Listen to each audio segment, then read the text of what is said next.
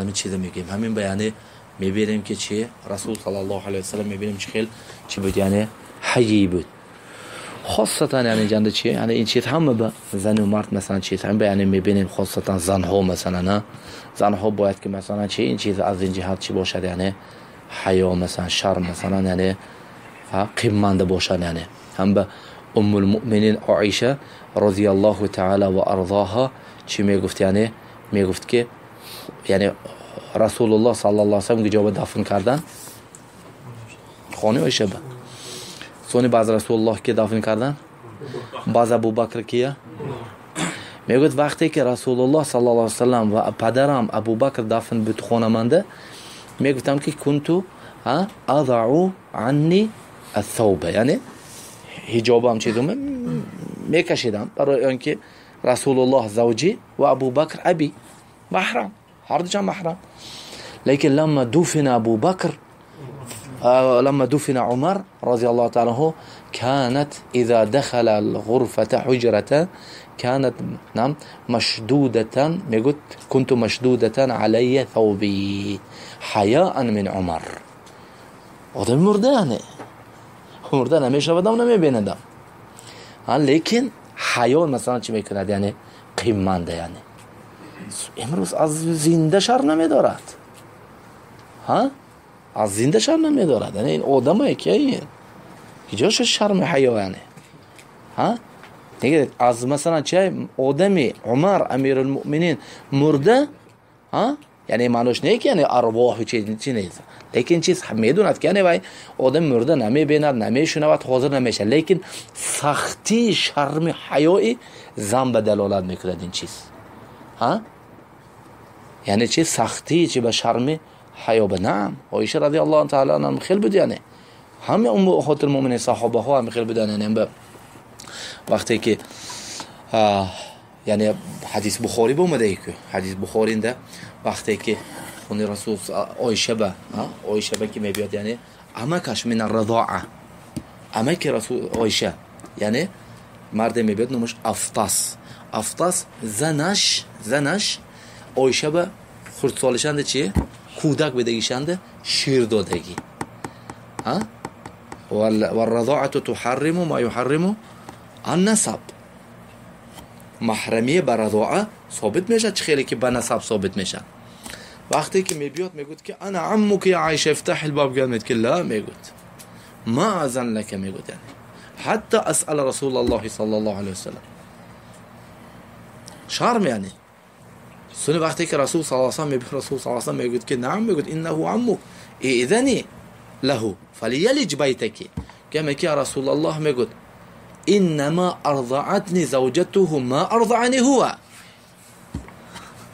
فهمده؟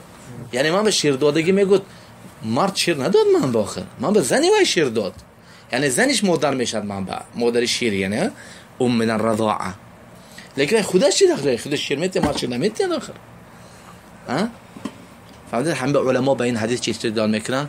میگن که تحریم ماء الفحل، مسئله چی میگیرن به این از استنباط میکنن تحریم ماء الفحل، یعنی شیر چی میشد، یعنی مسئله چی به تاثیر میکند، یعنی سبب همین شیر پیدا کردگی هم چی محرمیه تاثیر میکند وای بیام. و آدم زن به سبب شیر کی شد؟ شوهرش شد. اگر وای ماء آب مرد نمی بود شیر زن پیدا نمیشد. فهمده؟ یعنی همین بیانه چی میشد، یعنی محرمیه ثابت میشد. لیکن با وجود همین عایشه شرم دارد، یعنی عایشه رضی الله عنها چی شرم دارد. یعنی و موطن امام مالک رحمه الله از طریق ابو علقمه ابن ابی علقمه از مادرش روایت میکند که باری میگوید حفصه بنت عبدالرحمن ابن ابی بکر، عبدالرحمن ابن ابی بکر، عبدالرحمن ابن ابی بکر برادری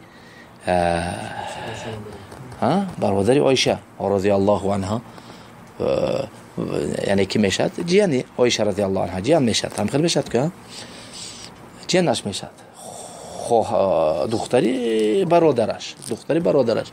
وقتی که نزد عایشه رضی الله عنها تا میدراید كانت هي صبیه، یعنی كانت عليها خمار رقیق، یعنی زن بود، دختر بود، سرچان چی بود؟ خمار رقیق بود. رقیق چی معناش؟ تنک یعنی رومال بود، رومالش تنک بود یعنی. فاخذته فقطعته، گرفته چیکار میکنه روماله؟ ام المؤمنین عایشه میدراند. ثم چی میکنه یعنی؟ اعطاها خمارا کثیفه، یک چی کرد یعنی رومال غفص کلانه داده سرش پوشوند. یعنی چی؟ تمام اعضای بدنت به این چی کنه یعنی پناه کنه. گفته یعنی غضب کردن به ام المؤمنین عایشه رضی الله تعالی عنها.